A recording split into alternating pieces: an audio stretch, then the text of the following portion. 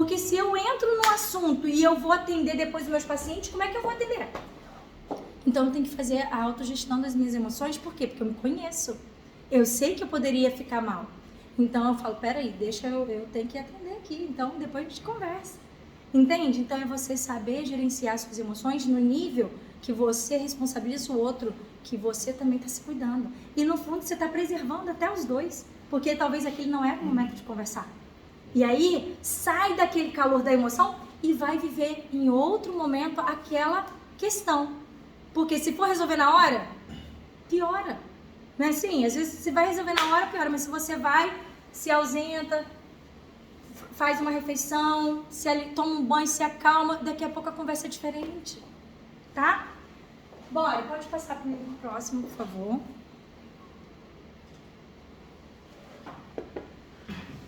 Ansiedade e pânico. Eu coloquei os dois juntos porque um leva ao outro, tá? Nível de ansiedade elevada, ela pode sim gerar crise de pânico. Então, hoje, as pessoas ficam pensando assim, ansiedade é excesso de... Quem sabe? Vocês já ouviram falar que é excesso de futuro?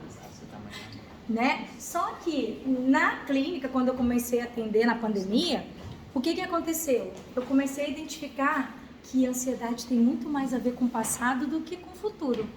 Tem muito mais a ver com eventos traumáticos, situações caóticas, até mesmo causados lá na infância, que fazem com que as pessoas hoje gerem comportamentos onde levam a ter ansiedade. Silvana, o que seria isso? Um acidente, um abuso, uma situação de humilhação. Lembra que eu falei da escola, né? Que a menina foi humilhada e tal? Crise de ansiedade, porque a todo momento eu acho que eu vou viver o quê? Aquilo que eu vivi lá atrás, aquela cena. Então eu fico numa autoproteção tão intensa que eu fico gerando pensamentos de como me livrar daquilo, porque se acontecer aquilo, de novo, só que ela não tá ligada que foi aquele evento não, tá? Ela fica com medo de algo ruim acontecer, para se proteger. Só que aí quando ela vê, ela já tá o quê? Coração disparado, tá com dor de barriga, dor de cabeça, até dores musculares, tremores, sudorese. O que acontece no corpo? Alguém sabe? Alguém já viveu isso? Vários sintomas, às vezes até ao mesmo tempo. E a pessoa às vezes está achando que está infartando, que vai morrer. Vai parar no hospital e o médico fala, é uma crise de ansiedade. Você não está infartando. Então, quando a pessoa chega nesse nível de crise, já pode gerar o quê? Uma crise mais aguda, que é o medo, e é alto no nível de achar que se for passar num túnel, num ambiente fechado, ela começa a ficar com medo, começa a ter a crise de pânico. E começa a ter uma sensação de morte, a sensação de que vai acontecer algo ruim. E, Silvana, como que eu posso identificar que isso está acontecendo comigo ou com alguém que está perto de mim? Nós temos exercícios que a gente faz, né, com os pacientes para eles observarem o que eu comecei falando para vocês aqui, gente. Pensamentos. Às vezes os pensamentos eles vão de uma forma tão acelerada, tão intensa, tão voltada para o medo, que vai gerando as emoções. Lembra que eu falei das emoções? Gera emoções tão reais que as pessoas acham que aquilo não é imaginário, que aquilo está acontecendo de fato. E uma coisa eu vou falar para vocês. Quando tiver com alguém do seu lado assim, não fale assim para ela. Isso é coisa da sua cabeça. Não está acontecendo nada. Você que está inventando isso. Isso é imaginário, porque para ela, gente, não é. Para ela é real. Para ela está acontecendo de fato aquilo ali. Ou que vai acontecer, ou que alguém vai assaltar, ou que eu vou... alguém vai me sequestrar. Quem já passou por algumas situações como essa... Não sei se vocês já passaram por assalto. Pode falar. Sim. Eu estava até conversando com o Felipe, Felipe? A gente viajou e há um tempo atrás, eu indo para Espírito Santo, eu e o Felipe Esteu, a gente sofreu um acidente de carro. Só que do período para cá, tranquilo. Só que agora está começando a me dar uma ansiedade. Tipo, quando eu sei que eu vou viajar de carro, principalmente no carona, eu já começo a ter uma ansiedade, tipo um pânico mesmo, né? Até estava conversando com o Felipe, né? Eu falei, Felipe, vai devagar, não sei o quê, porque começa a ficar, mesmo não tendo situação de risco, isso já vem criando pânico, assim, até só de eu pensar, pô, amanhã eu vou viajar com fulano, com ciclano, isso já me gera uma ansiedade. E eu identifiquei que foi por causa do acidente lá atrás, né? Aí até estava conversando com o Felipe, eu vou procurar um psicólogo, um tratamento, porque isso já está começando a me afetar. Porque toda vez que remete a uma viagem, aciona o gatilho lá do evento que aconteceu lá atrás, onde eu estava numa situação, né? Só que interessante, depois do acidente não aconteceu, agora que está vindo esses gatilhos. Exato. Não é culpa minha que eu dirijo muito bem. Tudo bem que o motorista não ajudou muito, né? Sim, deixa eu só abrir um parênteses, Edson. Se faz sentido, né? Na realidade, ele percebe isso agora, mas eu acompanho muito ele, porque a gente já está perto há muito tempo, a gente tem um nível de amizade. Então, ele passou por alguns problemas na família e eu percebo que isso gerou outros starts também. Por exemplo, ele não tem pressão alta, mas se ele tiver que ir a um hospital, a pressão dele sobe. Porque ele passou por problemas dentro do hospital muito grandes, acompanhando um familiar. Então, assim, na minha concepção, existe algo mais grandioso que tem gerado esses gatilhos, essas janelas, né, de traumáticas, pode-se assim dizer. Então, eu não sei, na minha concepção seria isso, mas eu queria que você falasse a respeito. É um conjunto, né, de situações que foram acontecendo e aí gerou os gatilhos e hoje tem os disparadores que são mais intensos, mas o contexto todo faz sentido, porque às vezes não é só por causa do ambiente de viagem. Às vezes é um ambiente talvez de viajar de avião. Outro ambiente eu já estou sentindo isso também, mas foram as situações que acumularam e que hoje precisam ser o quê? Tratadas. Então, se ela trouxe uma e você está trazendo outra, então tenha esse olhar de quando você for realmente passar por um processo terapêutico, de trazer isso também, sabe? Porque eu trabalho muito com o processo de ressignificação, que são os desbloqueios emocionais. Eu pego esse evento traumático, não é hipnose, tá, gente? Só para vocês entenderem. Eu volto com a pessoa me conta a cena, quais eram as pessoas que estavam, qual era o local, o horário. Então a pessoa me conta parte da cena, aí a gente volta, eu faço a visualização de voltar na cena e fazer a ressignificação, que é o quê? Dar um sentido diferente. Por exemplo, eu tive uma paciente que eu consegui voltar com ela nessa cena, que era de um assalto que ela tinha sofrido de manhã, quando ela estava indo para o trabalho dentro de um táxi. O cara parou de moto, assaltou, levou tudo dela, e aí ela não estava conseguindo mais ir trabalhar, porque toda vez que ela ia sair de casa, começava a dar dor de barriga, o coração acelerava e era tremor, aquela crise de ansiedade. E aí nós voltamos na cena. E aí, lembra que eu falei do perdão aqui? Eu já falei do perdão para vocês. Dentro do processo de ressignificação tem que haver o momento do perdão. Talvez... Qual é o seu nome? Felipe. Talvez até trazer a imagem de perdoar o Felipe que estava ali naquela situação de ser o motorista. Ele que era o motorista? Foi ele que fez a cagada. Desculpa. Eu tô muito com ele até hoje. Então, são 3 perdões, calma. Perdoar o outro, quando a cena é para perdoar o outro. Pedir perdão para o outro. Nesse caso, o outro motorista, porque assim, a gente estava na nossa e de repente o cara veio de lá para cá e atravessou na nossa frente. Aí eu só falei pro Felipe, segura que vai bater. Tá, então talvez perdoar esse outro motorista e melhor de todos, tá? Isso aqui é para todos vocês, em várias áreas da vida. Auto-perdão, se perdoar, tá? Quando você libera esse perdão para si mesmo, vocês vão caminhar muito mais leve futuramente. Vocês vão ver que até a crise de ansiedade já não vai ter mais. Então, fazer um processo terapêutico, Edson, né? Vai ser muito importante para que você consiga fazer blindagem emocional de não ter essa imagem como se algo ruim vai acontecer de novo. Porque eu voltei na cena com essa minha amiga, nós conseguimos fazer essa ressignificação e a partir de então ela já não tem mais a crise de ansiedade, ela consegue ir para o trabalho, porque antes ela já colocava o crachá, só o fato dela colocar o crachá já começava a crise. Por quê? Porque no dia do acontecido lá do assalto, levaram o crachá dela na bolsa. Aí é tudo uma burocracia para fazer boletim de ocorrência e fazer novo crachá. E você tem acesso restrito no aeroporto que você não pode ir por causa do crachá, curso, um monte de coisa. Então ela, para prevenir de se acontecer algo, eu não perder o crachá, ela colocava o crachá antes de sair de casa. E aí aquilo já era o movimento disparador da ansiedade. Por quê? Quais são os movimentos que você faz que hoje pode estar gerando aí os gatilhos? Então você tem que descobrir o comportamento, tá? Descobrindo o comportamento que você está tendo, você vai desviar dele, tipo, parou de colocar o crachá, não coloca mais, então eu mudo o comportamento, que é o gatilho disparador, e eu começo a ter comportamentos mais saudáveis e aquilo já não é mais um gatilho para mim. Fora o processo de perdão aí que tem que existir e também de gratidão, tá? São 5 fases. Só para vocês entenderem, eu já ensinei isso aí com outros temas que eu faço com a Shirley, que é você ter clareza, você já tem, do que aconteceu, identificou que foi um ápice aí de crítica para você na sua vida, identificou a cena, ok, vem para o processo de ressignificar, de perdoar e vem o momento de gratidão.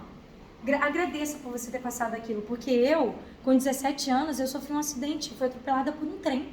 Imagina, eu fui salvar meu cachorro e o cachorro se soltou, fui passear, ele se soltou, foi para a linha do trem. Isso que eu fui pegar ele, o trem veio e eu só lembro da lâmpada do trem aqui assim. E quem viu diz que eu rodei. Então eu tenho traumatismo craniano, fraturei o braço, a perna e mais de 1000 pessoas foram me visitar. Imagina, o milagre da vida. Eu estou aqui contando para vocês um testemunho de fazer dois aniversários. Dia 4 de julho eu faço mais anos de vida aí. Por quê? Porque eu hoje honro por ter me conseguido ser livre desse acidente, de não ter morrido.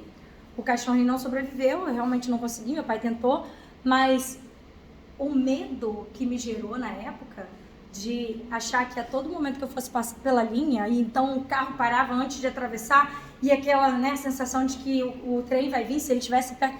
Então, existem aí situações que, imagina eu, que estou aqui hoje palestrando com vocês, se eu não pratico a gratidão da vida. Lembra que eu comecei falando também da gratidão? De acordar e falar, opa, que maravilha, tô bem, tô viva, mais um dia. Deixa eu fazer uma pergunta. Nessa situação que o Edinho exemplificou, quando eu percebo que ele está começando a ficar muito tenso e tal, eu brinco, eu boto uma série para assistir, eu boto música, eu tô zoando. É certa essa minha atitude? Sim, desviar. Vocês viram o que ele fez? Ele desvia o foco. Eu falo para descascar verdura, arrumar o guarda-roupa, fazer algo diferente do seu habitual. Por quê? Porque você está tirando a atenção, o foco daquilo. E ainda mentalmente se transportar para outro, aí já é técnica de terapia para a gente poder ensinar como se livrar da ansiedade. Como que eu visualizo outras cenas, por exemplo, lugares, mares, de praia, de cachoeira, caminhando, sentindo a areia, sentindo o sol, sentindo, sabe, o vento. Então você se transportar mentalmente também para um outro ambiente. Isso desvia a tua mente do medo. Então isso também é bom. Por isso que você está fazendo algo que é recomendado, que é desviar a mente da pessoa para outro foco. Entendeu? Fazer outras atividades. E uma delas é a visualização também de outros ambientes. E trocar, né? O passageiro pode ajudar também. Sim. Quais são os movimentos que eu tiro o foco daquela preocupação? Mas assim, você falou lá no início, eu faço isso muito quando eu ando de avião. Eu nunca tive acidente nenhum de nada, mas eu não gosto.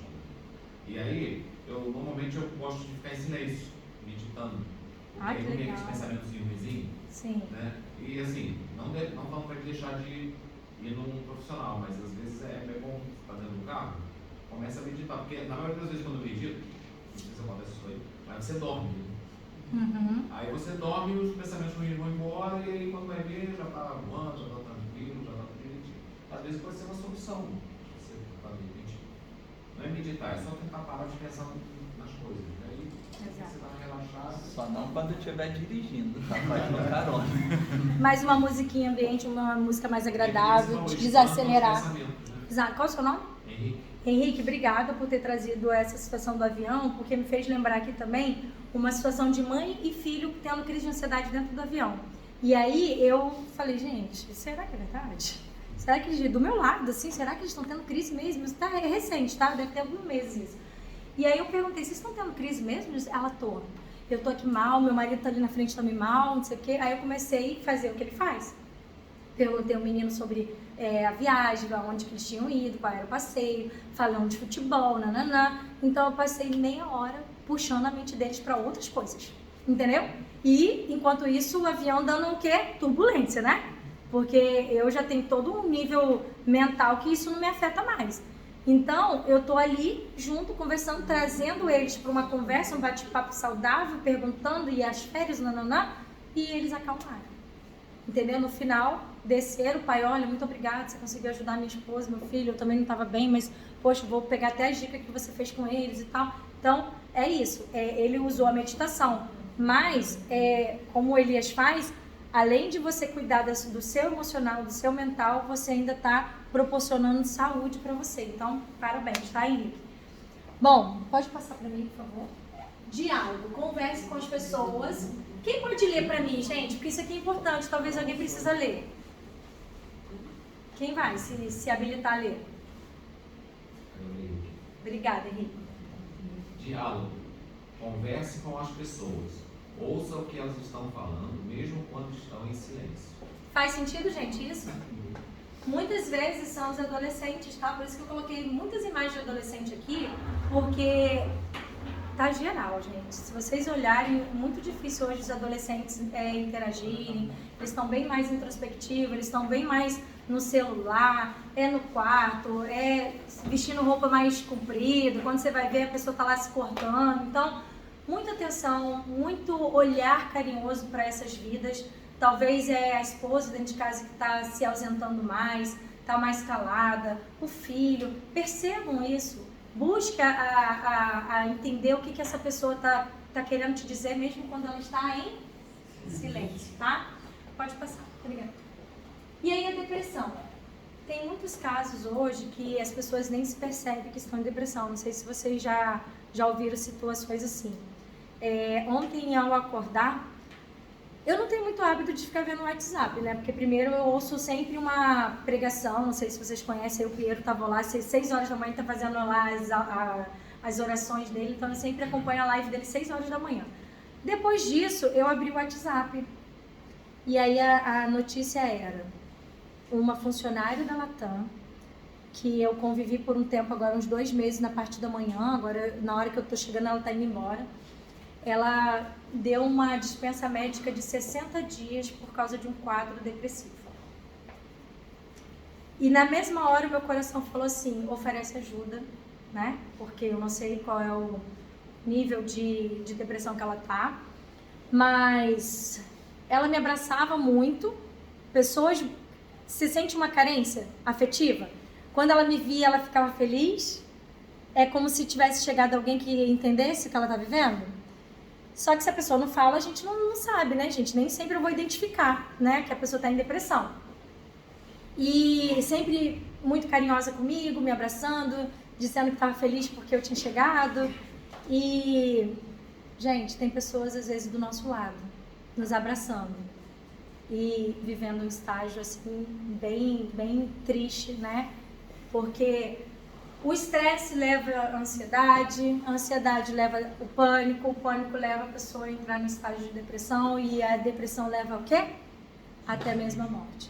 Então, quais são os cuidados que eu tô aqui o tempo todo, né? Falando com vocês. Agora eu vou entrar num outro momento pra gente acelerar. Deixa eu só ver a hora aqui. Chile, eu tenho até que horas pra gente finalizar? Só pra eu ter uma noção. Acelero os próximos. Não, só pra eu ter... 40, você acha que dá? Acho que menos. 30 no máximo já encerra, tá? Eu vou entrar agora nas habilidades emocionais, que é pra gente fazer o fechamento de tudo isso que eu trouxe pra vocês.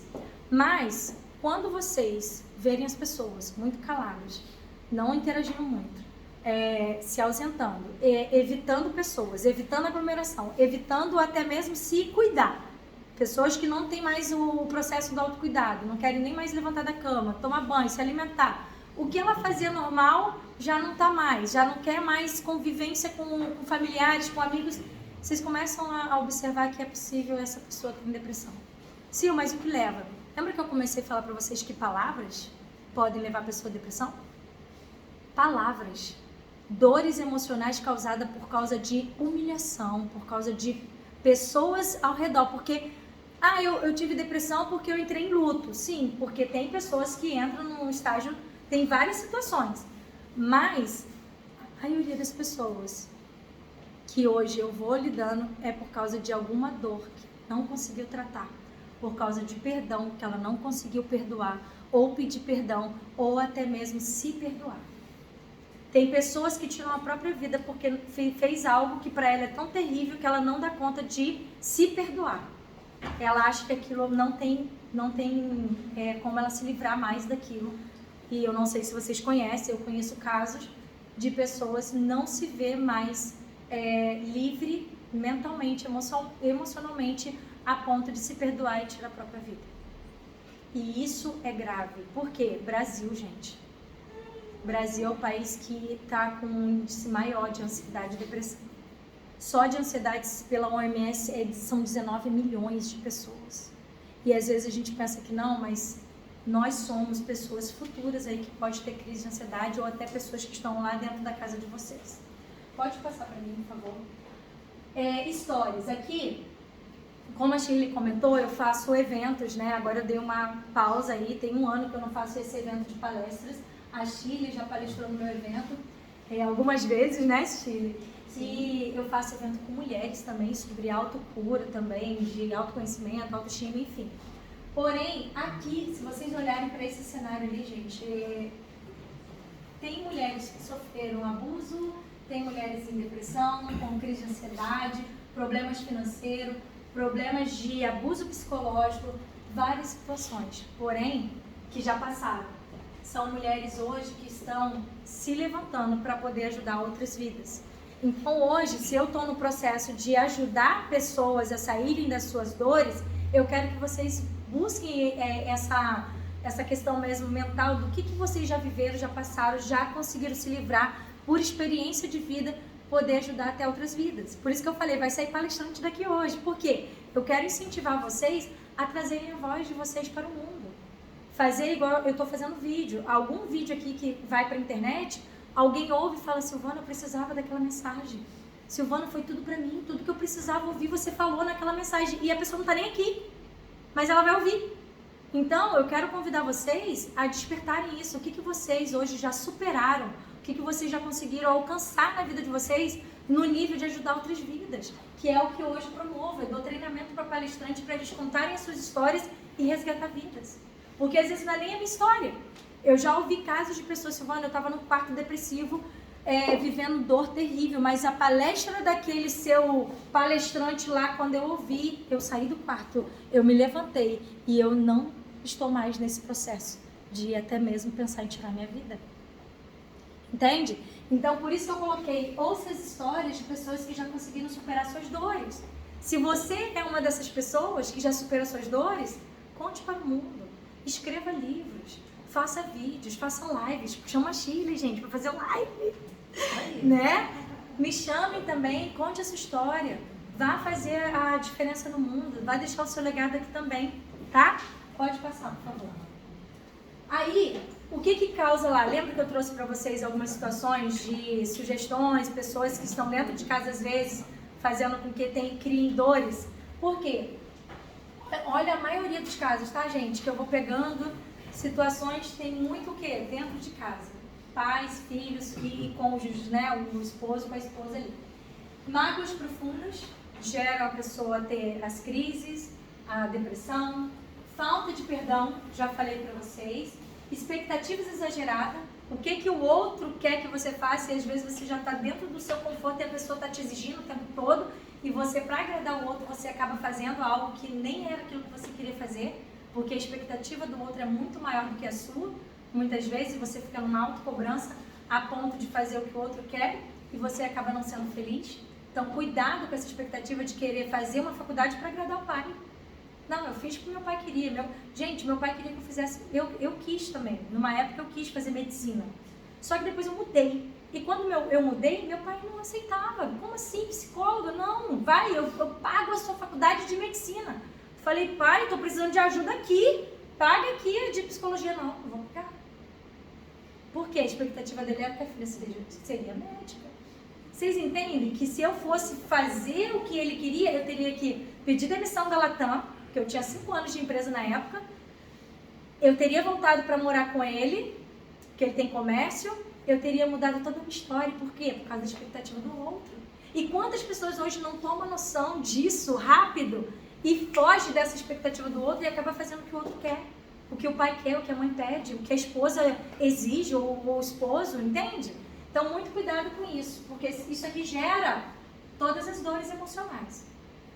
Falta de compreensão. Hoje eu quero convidar cada um de vocês a oferecer uma escutativa para alguém lá dentro da casa de vocês.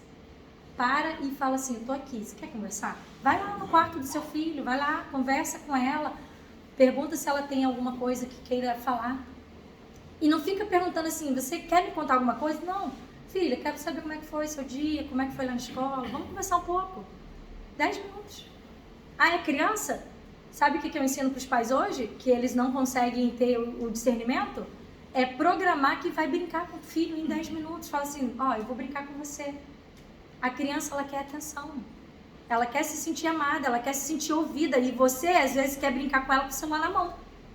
Como que faz? A criança não se sente amada. Então, tira 10 minutos e vai dar atenção plena para aquela criança. Vocês vão criar o quê? Adultos mais saudáveis, tá bom? Pode passar, por favor. Falei o dia inteiro, a manhã inteira já, né? Conversa, então pode pular. Aí nós vamos agora para as habilidades emocionais e comportamentais, que aí é o próximo, que é autoconhecimento. Por que eu falo disso daqui? Quando eu percebo as minhas emoções, quando eu me ouço, quando eu sei que está tendo gatilhos que já são disparadores, olha aí, olha eu me auto-observando, entendeu? Quando eu já me conheço no nível que a mensagem do outro já não me afeta, o que o outro me critica já não tem poder sobre a minha vida, eu consigo fazer a blindagem emocional. Lembra que só vou ouvir quem realmente estiver fazendo muito mais ou que tiver experiência, não quem não faz nada querer me dar conselho? Então, isso é autoconhecimento. Porque se eu não faço isso, gente, eu não estaria aqui hoje. Eu não estaria fazendo palestra, eu não teria voltado para a Latam. Porque as pessoas, elas querem dar várias opiniões sobre a sua vida. Então, quando eu me conheço, eu falo, gente, eu já viajei em muitos países, já fui para vários lugares que eu cheguei lá, sabe como? Mentalmente. Tem lugares que eu imaginava que eu ia conhecer e eu ficava vibrando naquela energia, não sei se vocês acreditam nisso, tá? De realizar sonhos. Eu levei 20 anos para realizar vários sonhos, mas eu realizei. Por quê? Mentalmente eu chegava antes.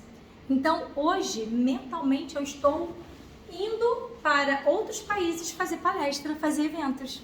Ano passado eu fiz o meu primeiro evento em Orlando. Mas por quê? Eu queria viver a experiência de fazer um evento internacional. Só que agora eu voltei porque, já que eu tenho experiência de ir para vários países, agora eu quero ir palestrando, eu quero alcançar as nações, eu quero que pessoas tenham acesso ao meu conteúdo. Só que o que vocês estão vibrando? Vocês se conhecem a ponto de sonhar? Essa folhinha que eu dei para vocês é para vocês escreverem um sonho. Que vocês estão aqui diante de uma pessoa que, por mais que passou por dores, por tristeza, por abuso, por pancada, por drogas, na família, por alcoolismo, por várias coisas terríveis. Vocês olham assim, né? Ela tá arrumada, né? Mas eu já fiquei com 12 hematomas e fui trabalhar com um corpo todo dolorido porque eu fui separar briga de familiar. Porque ele queria comprar drogas. Já fui visitar na cadeia várias vezes. Vocês têm noção que isso é possível? Você está diante de uma pessoa que já passou por várias dores, abuso na infância, abuso na fase adulta e mesmo assim hoje conseguir se levantar no nível de ajudar outras vidas? Então, da mesma forma que eu passei todas as dores, está registrado em livros para que incentive as pessoas que é possível se livrar das dores. Perdoar quem tem que perdoar. Se livrar, mas ao mesmo tempo sonhar e também realizar muitas outras realizações que vocês vão escrever. Daqui a pouco eu vou dar esse tempo para vocês, porque é muito possível. Independente das suas dores hoje, é muito possível você acessar o seu sonho e realizar, tá bom? Mas para isso, eu preciso me conhecer. Eu preciso saber quem eu sou. Não vai ser alguém que vai dizer o contrário que vai me impedir de tomar as minhas atitudes, de ir e vir.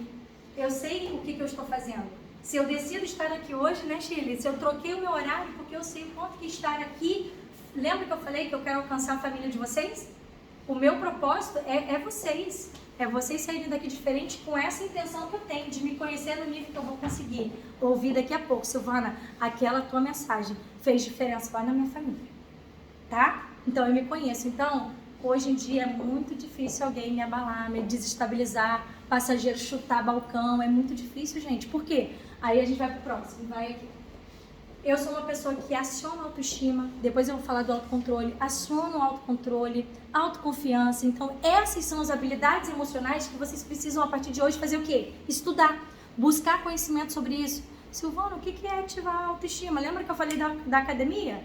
Pois é, gente, no início eu não gostava. Depois de um tempo, você vai criando o hábito, daqui a pouco você fala, meu Deus, eu gosto, eu quero.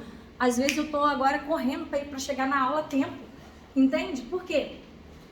Porque eu sei o quanto que isso me faz bem. E depois que eu tô lá, eu começo a acionar a criatividade.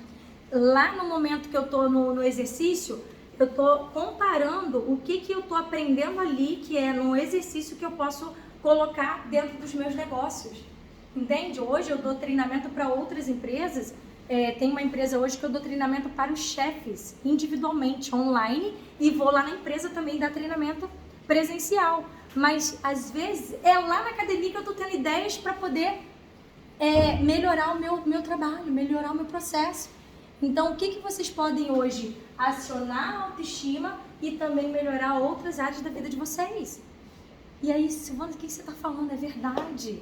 Quando você acorda na gratidão, começa a ver o que eu posso fazer do meu dia hoje que vai ser diferente, que ninguém vai me abalar emocionalmente. Eu vou sair já... Da cama eu já saio na paz. Gente, não tem ninguém muito difícil que vai tirar a tua autoestima, porque você já acionou ela logo pela manhã. E se durante o dia cair um pouquinho, quais são os cuidados? Aí pode mudar. Quais são os cuidados que você tem que ter para poder melhorar a tua autoestima? É o cuidar das mulheres, fazer o cabelo, a sobrancelha, uma maquiagem, um perfume, é a barba, é a roupa, é a cor da roupa. O que vocês vão fazer diariamente para se autocuidar? Para que vocês façam todo um conjunto. Vocês estão vendo? Que ó, eu me conheço no nível que eu aciono a minha autoestima, no nível que eu vou me cuidar, eu tenho que fazer com que o meu externo também fique bem, né? Quando eu escolho uma roupa que tem uma cor, isso também faz com que eleve a minha autoestima, entende? É intencional, porque eu quero ficar vibrando, então eu coloco as cores também para fazer parte do meu contexto. Entende, gente? Então, qual é o cuidado que vocês estão tendo consigo mesmo? Silvana, estou fazendo terapia, estou cuidando também do meu emocional, não é só o autocuidado externo, é vocês saber como que eu posso gerenciar as minhas emoções. Muda para mim, por favor. E aqui eu quero parar um pouquinho. Queria que alguém lesse alguma frase. Tem alguma frase que tem a ver com o que eu estou falando, que você queira expor? Vai, me dá uma pausa aí, alguém lê. Como você se sente quando alguém faz crítica ou repreende você por uma atitude errada? A crítica e a repreensão tem um lado bom? Conta o nome. Também não. Gabriel, você quer comentar? Todos entenderam o que foi falado aqui? Tem muito a ver com a minha palestra, não tem, gente? Eu comentei algumas situações assim, né? Lê de novo, Gabriel, para quem não prestou atenção, prestar agora. Como você se sente quando alguém faz uma crítica ou repreende você por uma atitude errada? A crítica e a repreensão tem um lado bom?